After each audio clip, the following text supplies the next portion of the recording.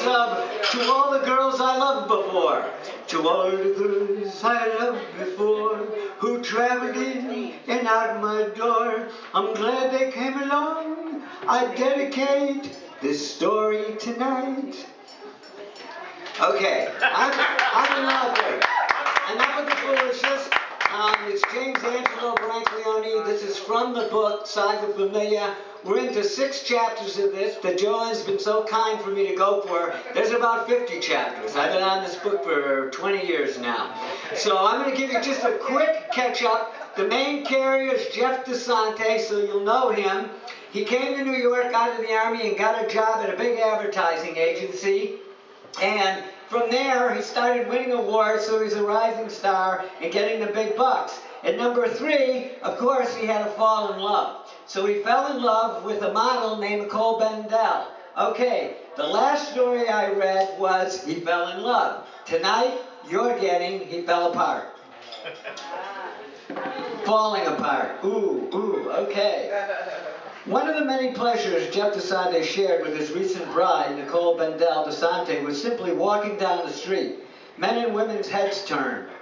The DeSante honeymoon went on and on. After a busy work week, the newlyweds resumed their blissful harmony on weekends. Jeff parked his Volkswagen Gerbil and did his advertising for the funny-looking practical car and took out his luxury Mercedes 250 SL with detachable hardtop. Together, Jeff and Nicole traveled the East Coast. They cruised the shores of Long Island, Newport, and Cape Cod. They ascended the mountains of New York, Maine, and Vermont. They slept in quaint bed and breakfast inns and ate at fine restaurants. In the heat of the summer, Nicole slipped into her bikini and Jeff his Speedo. The lovebirds joined the flock of New York City professionals migrating to the Hamptons. They swarmed to the beaches by train, car, and plane. At night, the couple dined at oceanfront eateries or socialized at poolside parties.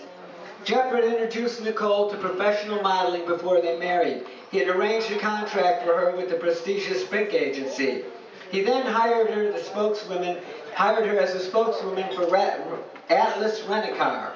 Nicole and Jeff traveled to scenic spots all over the country where they pitched Atlas' special fly and drive package to vacationers. On the trip, Nicole fell in love with Jeff and caught the showbiz bug. She returned home and quit her teaching school job and went from the front of the classroom to in front of the camera. Cheryl Teagues, remember her. Verushka, remember her. Jean Shrimpton, remember her, were supermodels in the early 70s. You're all too young. Nicole and Jennifer O'Neill type. O'Neill was a natural beauty who went from runaway movie stars in the popular hit Summer 42. Remember that one? There we go. Nicole's fetching figure and toothpaste ad smile put her in the modeling category of up-and-comers. In addition to her talent, Nicole was good-natured. She won over the agency people and the client product executives. Nicole's photo sessions were the easy part of the job. Demand for increased in the record time. She posed in women's apparel, jewelry, and cosmetics. She'd share the camera lens with appliances, home entertainment, and gardening tools. The hard part of the job was the cattle call auditions. She was one of many pretty faces competing for work. Another challenge was slipping out of compromising situations. The proverbial casting couch was always in the picture. There was the standard male wolves, and to Nicole's surprise, female sock boxes looking for her favorites. The predators of both sexes were disguised in business suits. While Nicole was getting started, Jeff supported her financially, emotionally. He admired her determination. Her drive turned him on. Nicole caught on and became popular in New York as well as London, Paris, and Rome.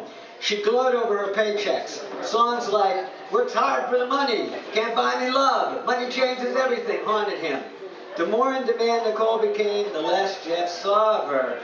He spent more time fantasizing about the good old days than pampering her.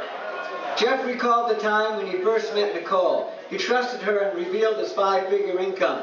He was surprised at her reaction. They pay you all that much to scribble down and doodle advertising ideas to get people to buy things they don't want? In Jeff's romantic fog, he thought she was kidding. I work for pittance, enriching my students' minds and increasing their earning power. Jeff suspected Nicole was giving her clients more than beautiful images of himself. Every time she left the house, he'd run to the medicine cabinet to check if Nicole's diaphragm was there. He was relieved to find it on the shelf, until he discovered she had two. Jeff grew more insecure with Nicole when she asked for her own bank account and a post-nuptial financial agreement. He signed it reluctantly. Jeff had experienced separation anxiety, whether Nicole went on a European jaunt or merely to the corner drugstore. While Jeff was paranoid about Nicole's unfaithfulness, he also thought about the opportunities he had to cheat on Nicole.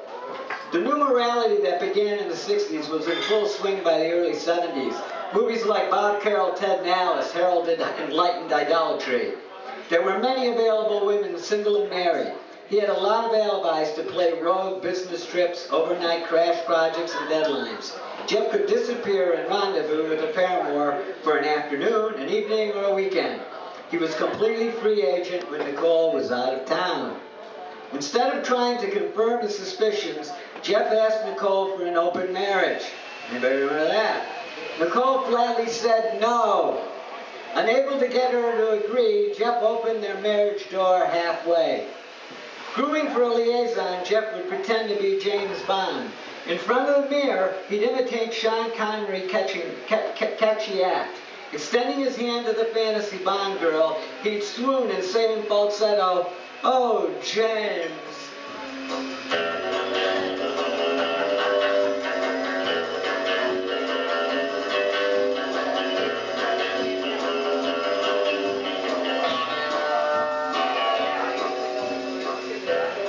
Thank you. Stay tuned for the next story.